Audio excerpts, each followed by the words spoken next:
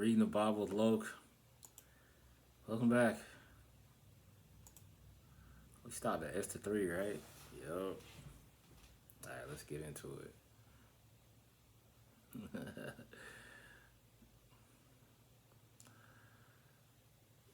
After these things, King Xerxes promoted Haman,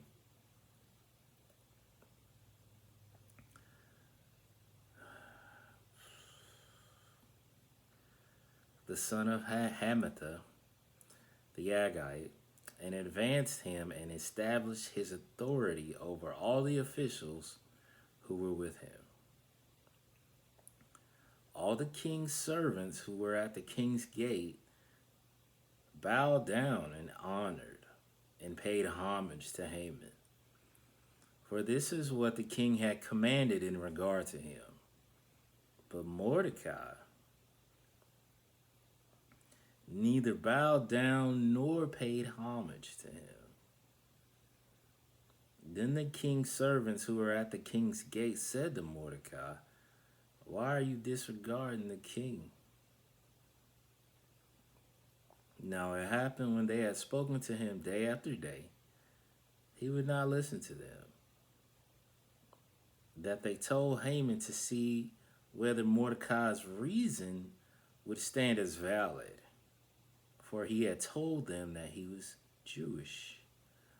When Haman saw that Mordecai neither bowed down nor paid homage to him, he was furious. But he disdained laying hands on Mordecai alone, for they had told him who the people of Mordecai were. So Haman determined to destroy all the Jews, the people of Mordecai who live throughout the kingdom. It's ridiculous. Hell yeah. In the first month, 12th year of King Xerxes, Haman cast pur, that is, lot, cast before him day after day, to find a lucky day to approach the king. Okay, so he pacing, he prancing. Month after month, until the 12th month, the month of Adar, Haman said to King Xerxes, "This is a certain people scattered abroad and dispersed among the people in all your provinces of your kingdom. Their laws are different." He was convincing. Their laws are different from those of all other people, and they don't rock with you like that. All right. Therefore, it's not in the king's interest to tolerate them and let them stay there. We need to holler at them. If it pleases the king, because I want you to be served on your highest, let it be decreed that they be destroyed. And I will pay 10,000 talents of silver into the hands of those who carry out the king's business, to put into the king's treasuries. Oh, so you put this in writing. I'm going to go ahead and let you get the bank. I'm going to give you some bread. So the king took a ring from his hand and gave it to Haman.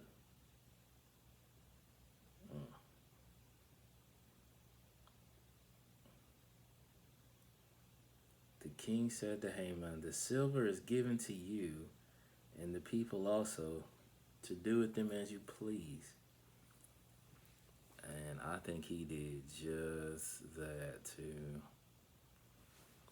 The king's scribes were summoned on the 13th day of the first month, and it was written just as Haman commanded, to the king's rulers and to the governors who were over each province, and to the officials of each people.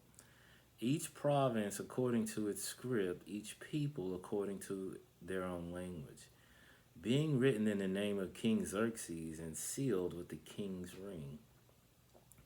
Letters were sent by couriers to all the king's provinces to destroy, to kill and annihilate Jewish people. All of them, both young and old, women and children, in one day, the 13th day of the 12th month, to seize their belongings and plunder. A copy of this edict to be decreed as law in every province was published to all the people, so that they would be ready for this day. The couriers went out hurriedly by order of the king, and the decree was issued at the citadel in Susa. And while the king and Haman sat down to drink, y'all drinking buddies now, the city of Susa was perplexed. Yeah, I'm bugging. I don't even know that time of day. I'm tripping. I'm like, King like to drink though. Xerxes like, let's go ahead and. Now, when Mordecai learned of everything that had been done, he tore his clothes. He hot. This ain't furious, ain't mad. And put on sackcloth. I wonder if it's sackcloth. And ashes. He went out into the center of the city and cried out loudly and bitterly. He went on as far as the king's gate, because no one was to enter the king's gate dressed in sackcloth. Each and every province that the decree and law of the king reached, there was great mourning among the Jews, with fasting, weeping, wailing, and many lay on sackcloth and ashes. When Esther's maids and her eunuchs came out and told her what had happened, she was seized by great fear. She sent garments to clothe Mordecai so that he could remove his sackcloth, but he did not accept them.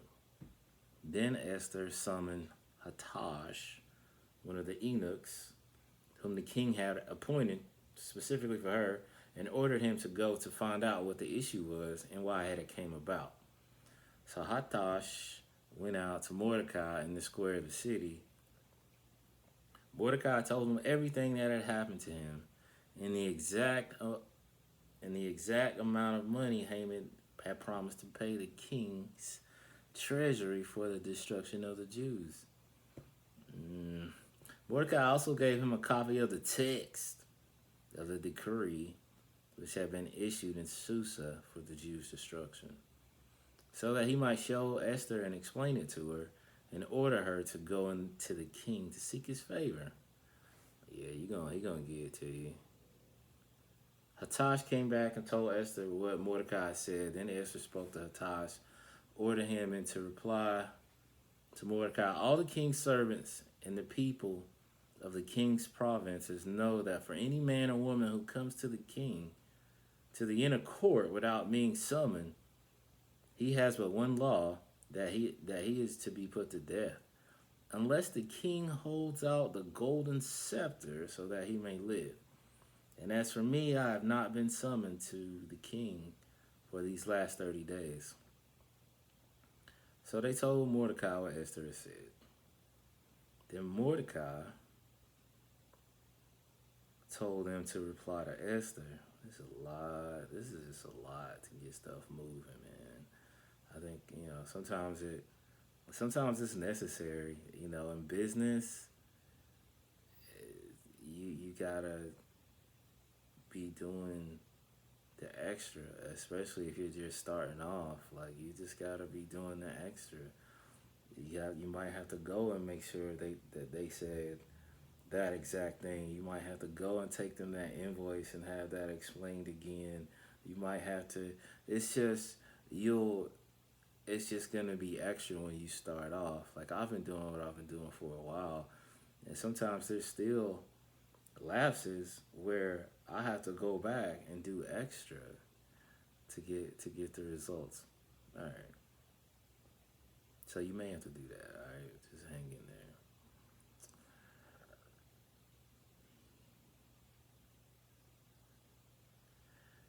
All right, that's where we are. Then Mordecai told them to reply to Esther. Do not imagine that you in the king's palace can escape any more than all the Jews. For if you remain silent at this time, liberation and rescue will arise for the Jews from another place, and you and your father's house will perish, because you didn't help when you had the chance. And who knows whether you have attained royalty for such a time as this? Hmm. Then Esther told them to reply to Mordecai, go gather all the Jews that are present in Susa, and observe a fast for me. Do not eat or drink for 3 days, night or day. I and my maids will also fast in the same way. Then I will go in to see the king without being summoned. He ain't gonna kill you, girl, which is against the law, and if I perish, I perish. So Mordecai went away, and did exactly as Esther commanded him. And for the next time, we'll find out what Xerxes.